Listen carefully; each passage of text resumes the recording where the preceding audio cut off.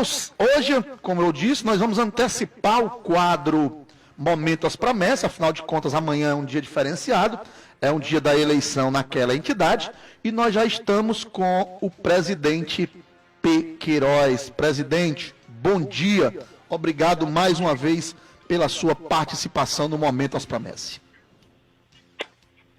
Bom dia, Márcio, bom dia, Roberto, bom dia, ouvintes do programa Contraponto e da Rádio 1200 AM. P. Queiroz, hoje tem vários temas, a gente tem que estar com muito tempo, mas pode fazer no seu tempo, já que os temas todos, na minha visão, são importantes aqui e a gente pode conversar tranquilamente. O primeiro tema é para você falar da eleição, né, que vai acontecer amanhã, explicar os últimos detalhes aí para os ouvintes e para os associados que queiram participar da eleição da entidade que vai estar ocorrendo amanhã, na quarta-feira. Explicar os horários, como vai ser o procedimento, dar os detalhes aí da eleição. Pois não, a eleição das Promesse, ela é uma eleição muito à semelhança de uma eleição convencional partidária, né? Porque, a começar pelo instrumento que vai ser usado, que é a própria urna eletrônica, que os eleitores convencionalmente usam nas eleições, tá? O horário também é a semelhança do horário de eleição convencional, vai das 8 da manhã até às 17 horas, podendo, obviamente, passar ali alguns minutinhos, caso haja, naquele momento em que der 17 horas, alguma fila, né, algumas pessoas aguardando para será distribuída uma senha, então aquela pessoa que estiver em fila às 17 horas, será ela assegurado, segundo a Comissão Eleitoral, o direito de voto, tá? Nesse momento, a gente tem recebido muitos pedidos de colegas para recepcionar os votos de formas, né, diversas, mas, infelizmente, quando se trata de eleição de urna eletrônica, obviamente, é necessário que esse eleitor esteja presente na sessão e lá faça a digitação da sua opção de escolha, né? Eu digo assim, a opção de escolha, porque muitas vezes a pessoa opta por apertar o branco, ou apertar um número inexistente, que não esteja registrado na urna, enfim. Então, por isso que eu digo que as pessoas têm que ficar muito à vontade. O voto é secreto, né, em cabine, né, protegida e tudo mais, portanto, a diretoria das Promesse, né, pede aí, também em nome da Comissão Eleitoral, que os associados façam esse sacrifício de participar desse momento republicano, né, e exercendo a sua democracia de escolha, porque nós estamos atravessando um momento ruim, as associações de militares estão sob o foco de governo e Ministério Público, e daí é importante essa presença dos associados para mostrar o quanto eles têm interesse, né, de viver as associações, viver as Promesse e outras entidades congêneres. Mas a gente pede, sinceramente, que os associados das Promesse, nesse dia 15 agora, quarta-feira, amanhã, compareçam maciçamente à sede da entidade, respeitando os protocolos sanitários, né? A entidade está preparando todo o ambiente para que não haja nenhuma disseminação de Covid-19 ou qualquer outra cepa dele, né? Vai ser demarcado o piso para que cada os colegas tenham em quantidade, em dado momento fica afastado pelo menos 1,30 m, né, de cada um. E é isso, a gente está ansioso para recepcionar os associados nesse dia 15, quarta-feira, para exercerem, né, esse direito de votar. Confirma aí duas coisas, P. Queiroz. O número de eleitores aptos, certo? Primeira coisa. E segundo, continuam as duas chapas registradas? Infelizmente, em razão de uma das chapas não ter oferecido condições mínimas, né, os requisitos necessários, cumulativos, não foram atingidos. Então, em razão dessa falta de requisitos, a Comissão Eleitoral, ela impugnou uma chapa concorrente e acabou que declarou, né, a chapa 1 como chapa única, né? E aí os colegas devem estar aí, obviamente, buscando meios judiciais, de mesmo não tendo os requisitos cumulativos para concorrer, né, buscando aí talvez alguma possibilidade de concorrerem por força de liminar. Eu entendo que, pela experiência jurídica que eu tenho, que talvez não seja fácil, porque há pessoas na chapa, inclusive, que nem associados são. E não sendo associado, Não tem como. obviamente não pode concorrer. Por analogia, é como se um eleitor quisesse votar sem sequer ter título, né? Então não está credenciado para votar. E alguns que, por exemplo, por analogia também, que não tinham as contribuições necessárias para concorrer, como se alguém não se filiasse a um partido num tempo hábil para poder cumprir a norma eleitoral de concorrência. Então, são esses requisitos que nos fizeram a Comissão Eleitoral de impugnar. Ok. E o número de eleitores, respondendo a sua primeira pergunta, claro, gira em torno de 1.498 eleitores aptos a votar. 1.498. Existe um número, digamos assim, tem um quórum mínimo de presente para poder valer a eleição, Pequeiroz? Já não tem isso? Não, os estatutos das promessas e regimentos, eles não têm essa previsão, conforme tem em alguns institutos, né? Será eleita a chapa que tiver o quórum mínimo de presentes. Ok.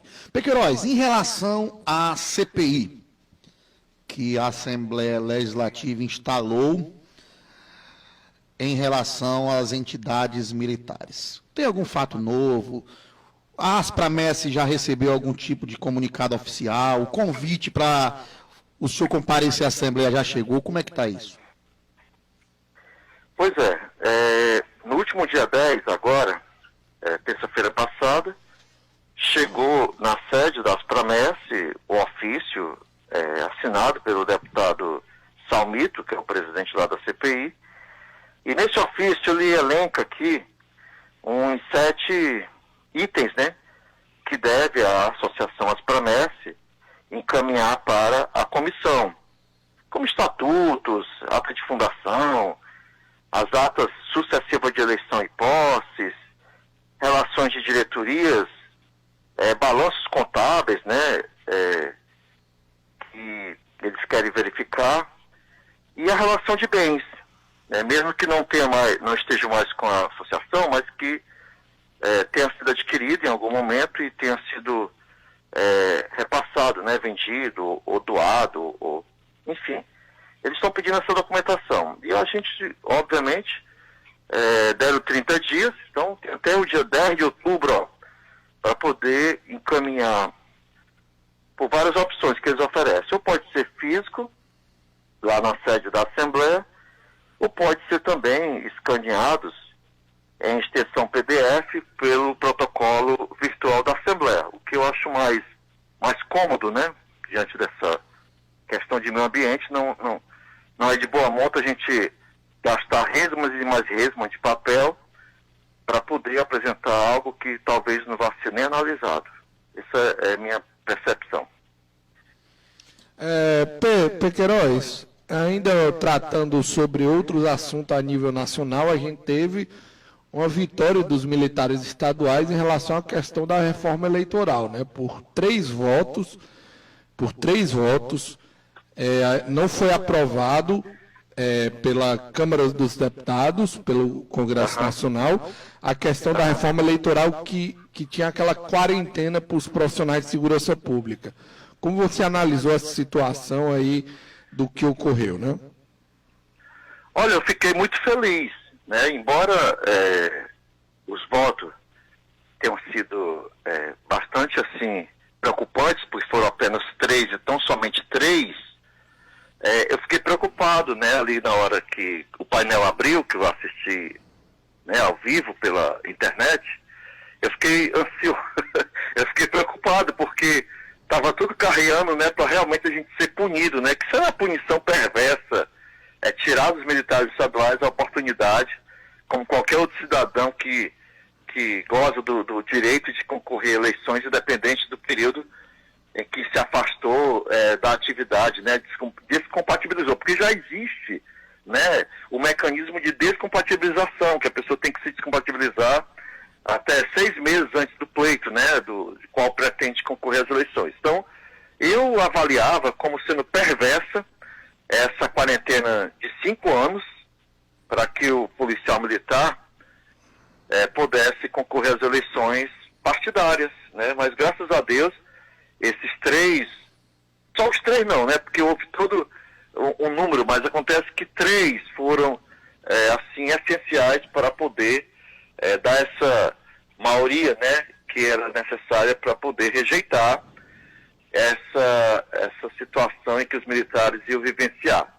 Obviamente que também nos outros 2 segmentos, né, magistratura e Ministério Público, mas saímos aí ganhando nessa e espero que a gente consiga manter essa situação por muitos e muitos anos. Inclusive, já não é bom a forma como está, porque hoje, por exemplo, o policial militar que quer concorrer às eleições, se ele não tiver 10 anos de corporação, ele é obrigado a se exonerar, né? Ele é obrigado a pedir exoneração do cargo, ou seja, jogar 10 anos de carreira fora para poder arriscar na urna uma possível eleição ou não. Tá? Inclusive, e acaba que muitas vezes, né, eu já conheço vários colegas que o soldado Noélio nessa mesmo. busca de se tornar um representante dessa categoria de policiais e bombeiros militares, infelizmente acabam ficando desempregados, né, jogam sangue fora e tentando projetos em Brasília, lá no Congresso, que tenta equiparar essa quantidade de anos ao tempo do estágio probatório, que é o próprio artigo 41 da Constituição prevê apenas 3 anos. Né? Claro que na reforma querem mudar, né? Querem reduzir, na reforma administrativa eles querem reduzir, mas ainda é 3 anos. A gente conseguiu isso aqui no Estatuto do Ceará, porque aqui também no Ceará a estabilidade do militar, que isso também é cultura trazida da época do chumbo, né? Os regimentos militares do Exército, as previsões dele é de 10 anos, então as polícias copiaram lá há 30 e tantos anos atrás, quando houve a Constituição.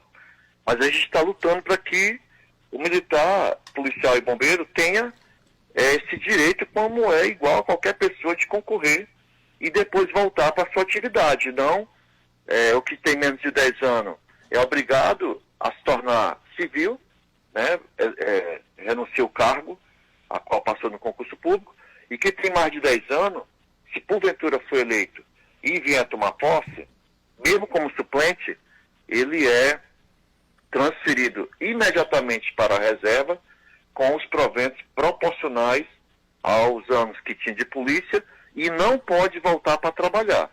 Né? Nós somos a única categoria que depois de cumprir o mandato eletivo, né, não volta mais para a atividade como os demais voltam.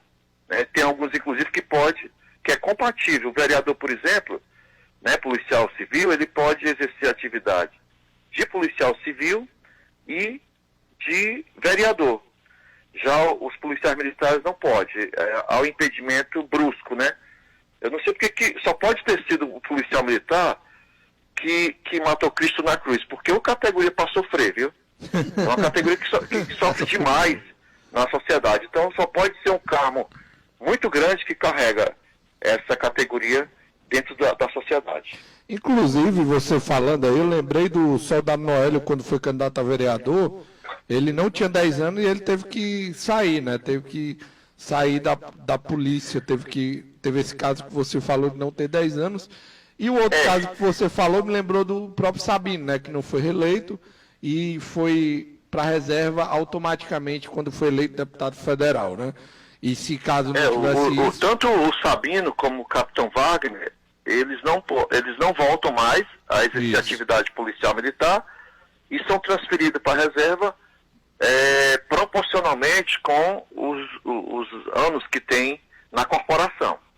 E as outras profissões, todas as pessoas voltam. A gente tem aqui o exemplo do Cavalcante, Duarte e outros mais que foram parlamentares e quando não tiveram a oportunidade de serem reeleitos, exercer o mandato, eles voltam a exercer suas atividades em defesa da sociedade. Isso. E só para lembrar, Queiroz, teve 7 deputados federais aqui do estado do Ceará que votaram para derrubar esse texto, né?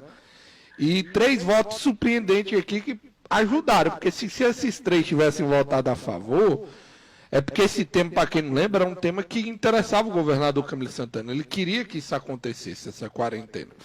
Mas teve 3 deputados da base, além do doutor Jaziel, capitão Wagner, Vaidon e Heitor Freire, que não são assim da base, que votaram para derrubar o texto, os deputados Eduardo Bismarck, do PDT do Ceará, o deputado Denis Bezerra, do PSB do Ceará, e o deputado José Ayrton, do PT do Ceará, que inclusive foi o único deputado do PT que votou contra para derrubar o texto, de todos os deputados, né? Então esses deputados aí ajudaram a derrubar o texto em relação a essa questão da quarentena dos policiais militares, né?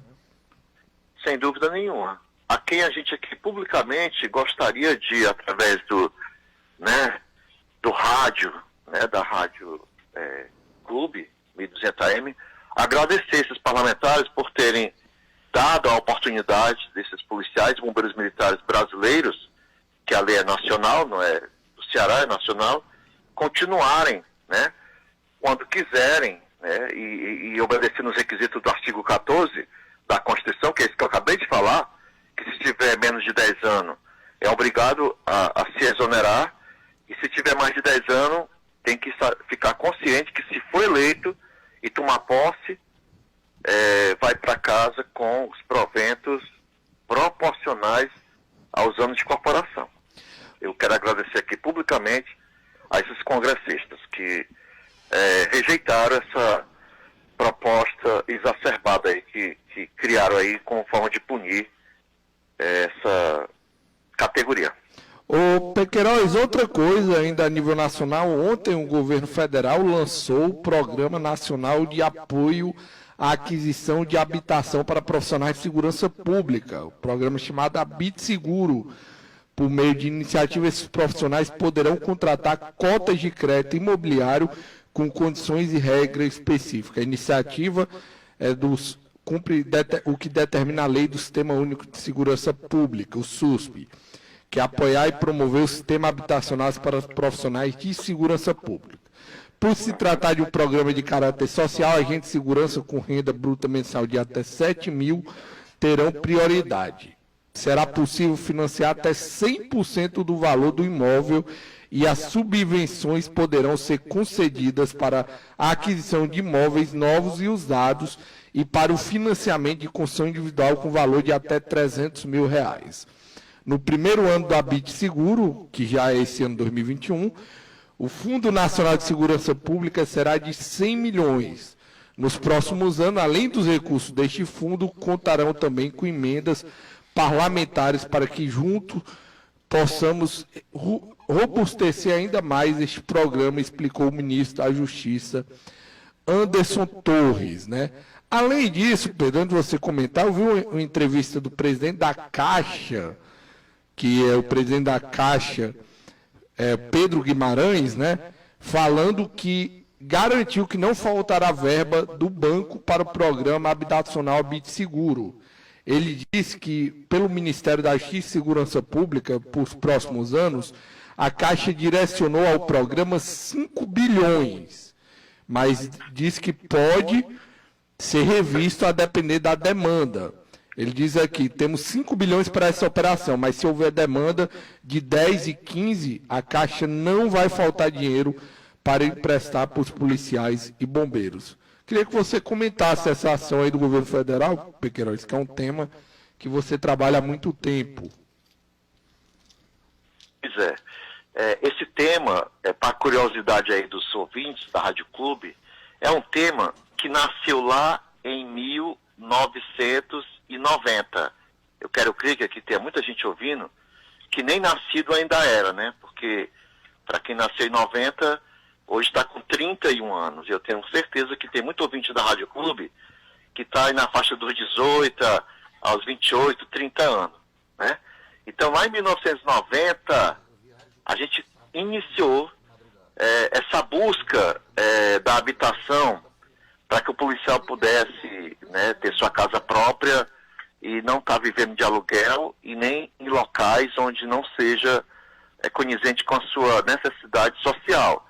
Eu digo isso porque um policial não pode morar em uma favela que é totalmente dominada pelo crime, porque é incompatível, né? Eu ser um agente da lei que tem como conduta ética combater a lei, combater o crime 24 horas por força de lei, porque as leis elas obrigam o policial militar, mesmo estando de fora de serviço, o policial ele é obrigado a agir em defesa de outros, né?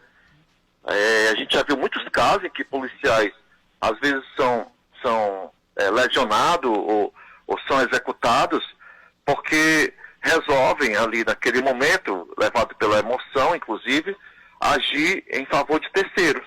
E acaba que ele leva a pior, por várias razões. E daí então, a gente começou em 90, houve a construção, iniciou-se aqui no Ceará, a nível estadual, um programa de habitação para policiais, incluía outros agentes, como policiais civis e bombeiros, tá? Mas esses projetos, eles foram sendo esquecidos, tá? Ainda se chegou a ser construído os que eu posso agora nominalmente dizer, para as pessoas lembrarem. Iniciou no Genibaú, com 24 unidades inaugural, depois foi para o Santa Rosa 1, Santa Rosa 2, depois Messejana, depois terminou ali pelo Aracapé, e por fim foi feito um para os oficiais ali no Cambeba, na estrada ali para o Beach Park. Quem faz aquele retorno ali, quem vem ali da Messejana pela CE 040 e quer entrar para o Beach Park ali na esquina da casa de José de Alencar, vai encontrar mais na frente ali um condomínio de casas, né, de nível elevado, mas só para oficiais. Então, assim, essa é uma luta que a gente já vem travando há muito tempo. Eu lembro que nas reuniões em que a gente participava com o ex-secretário Roberto Monteiro, ali pelo ano 2008, 2010, antes do movimento paredista, de 2011, 2012, se batia muito nessa busca de recursos, né? A própria Aspramestre, Roberto, ouvintes da Rádio Clube, por iniciativa própria, visitou algumas construtoras aqui no Ceará, né? Fomos à Caixa Econômica, ao setor de habitação, para ver se a gente conseguia, por conta e risco próprio, como motivador, né, para que a Caixa pudesse fazer essa liberação, essa subvenção de recursos para poder as construtoras repassar para os policiais casas, né, a casa própria com a melhor oportunidade, mas infelizmente a gente esbarrou no endividamento, né, dos policiais e bombeiros, né, que as margens a Caixa não queria aceitar essa oferta de consignação, mesmo sendo em folha, porque entendia que poderia isso trazer um risco para ela. Mas graças a Deus, nós tivemos uma audiência pública na Comissão de Segurança Pública agora no início do mês de julho, e apesar de o secretário executivo da Senasp, Secretaria Nacional de Segurança Pública, ter trazido para nós naquele momento valores que nos parecia ser ínfimos para a grandeza do que é a necessidade hoje no Brasil, de policiais militares e bombeiros e policiais outros, né, que possa ser agraciado com esse projeto. Hoje, só de policiais militares, o Brasil tem em torno de 600 mil integrantes. Claro que alguns são de famílias abastadas, né, que podem ter, por recursos próprios da família, a sua casa de presente, né, quando do seu casamento, etc. Mas a grande massa vem de pessoas humildes, né? O grande efetivo vem de pessoas que realmente não tem como os pais dar ao policial filho uma casa própria para que ele possa construir sua vida. Mas esse projeto vem numa boa hora, né? Como eu já falei, são 21 anos de luta, Roberto. Você pode ver aqui no programa, Márcio e ouvintes, que toda vez que a gente vai falar num tema, esse tema ele já tem o seu nascedouro numa vanguarda com mais de décadas, né? Que a gente vem lutando. Outro dia a gente aqui conversando sobre assistência biopsicossocial. Vocês fizeram aí um cálculo aí, o Márcio fez um cálculo aí, eu acho que rabiscando aí na mesa dele, e deu 27 anos, né? Eu até disse, brincando, que daqui mais a 3 anos eu estarei me aposentando na busca de encontrar um aparelho biopsicossocial para o policial, que estaria fazendo 30 anos, daqui a mais uns dias. Mas a habitação está aí, são 21 anos, graças a Deus. O governo federal resolveu dar esse aporte. Uma das questões que foram discutidas na audiência pública lá com o secretário executivo da Senasp, Secretaria Nacional de Segurança Pública, foi a questão da limitação a 7 mil, que muitos estados, o próprio Ceará, tem policiais militares que vão ser segregados, né, por não poderem, a partir no caso do primeiro-tenente aqui no Ceará, pelo o valor que a Senasp está limitando, o primeiro-tenente que necessita desse apoio também, nos parece vai estar fora, se for realmente 7 mil bruto, mantido como teto para poder ser subsidiado. Eu espero que realmente, como você falou, Roberto... A matéria do governo do Estado, do governo federal, eu peguei do site do governo federal, então, pelo que parece... E a audiência pública que nós tivemos agora no início de julho era com integrantes do governo federal.